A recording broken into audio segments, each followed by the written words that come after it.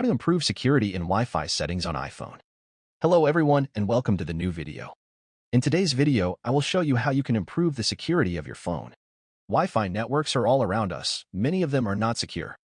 However, our phone can sometimes connect to some networks automatically, and some of those networks may be insecure. How can we fix this? Open the settings on your phone.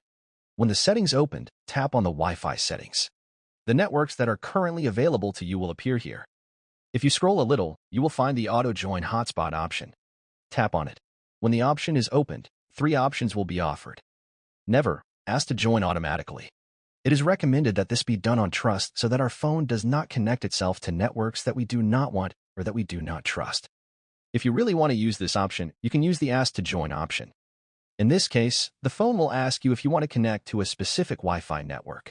And the last option, Automatic, is an option that we must not choose, because in this case the phone will automatically connect to a network without asking, which can be very dangerous. In the end, be sure to choose one of the first 2 options, and that's all.